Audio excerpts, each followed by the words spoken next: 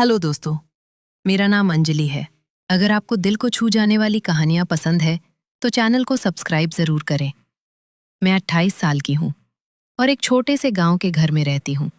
मेरी शादी को पाए 5 साल हो गए हैं और मैं अपने पति के साथ बहुत खुश हूँ।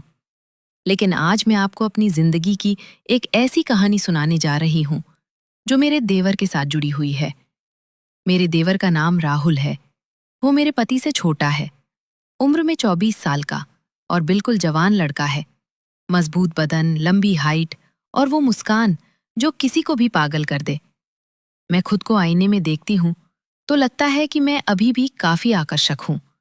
मेरी फिगर स्लिम है, बाल लंबे काले और चेहरा गोरा। लोग कहते हैं कि मैं बिल्कुल फिल्म की हीरोइन जैसी दिखती हूँ, लेकिन ये सब सिर्फ बाहर की बात है। अंदर से मैं एक सीधी सादी घरवाली हूँ।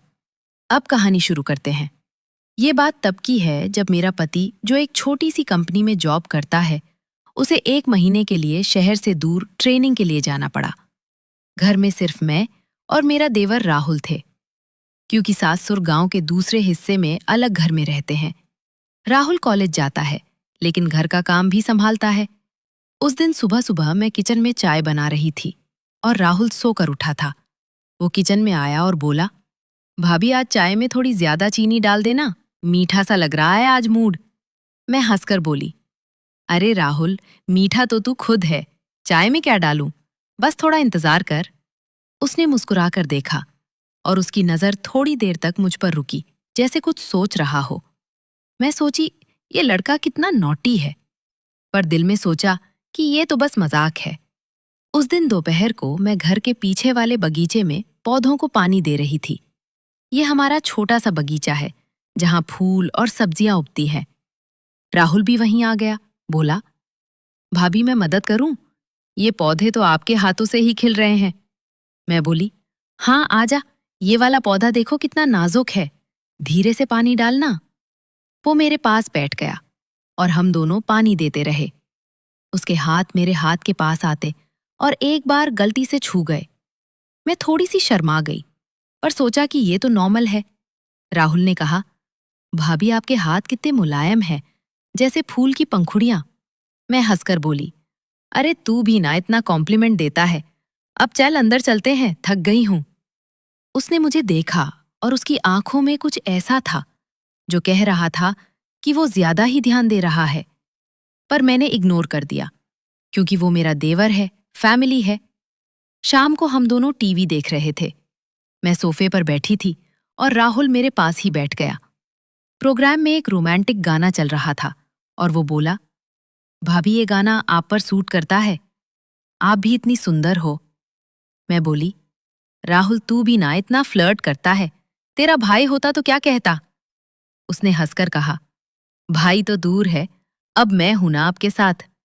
ये बात सुनकर मेरा दिल थोड़ा धड़का, पर मैं सोची कि शायद मैं ज्यादा सोच रही हूं। हम बातें करते रहे। उसने अपनी कॉलेज की स्टोरी सुनाई कि कैसे लड़कियां उसके पीछे हैं, और मैं सुनती रही।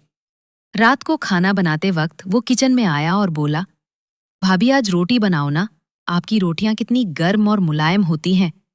मैं बोली, हाँ बना रही हूं, तू बैठ जा। उसने मेरे कंधे पर हाथ रखकर कहा, थक गई होगी, मैं मसाज कर लूं? मैं झट से हटा दी, बोली, नहीं ठीक हूं। पर उसकी बात से लग रहा था कि कुछ और ही इरादा है, पर मैं चुप रही। अगला दिन सुबह उठी तो देखा राहुल आंगन में जिम कर रहा है। उसने शर्ट उतार रखी थी और उसका बदन पसीने से चमक रहा था। मैं पानी लाने गई और वो बोला, भाभी देखो ना कितना वर्कआउट किया है, टच करके देखो मसल्स। मैं शर्माकर बोली, अरे पागल है, मैं क्यों टच करूं, तू अपना काम कर। पर दिल में सोचा, ये लड़का कितना बोल्ड है। दोपहर को मैं अपने कमरे में कपड़े चेंज कर रही थी। दरवाजा थोड़ा खुला था गलती से। राहुल अंदर आने लगा। मैं चिल्लाई, रुक जा।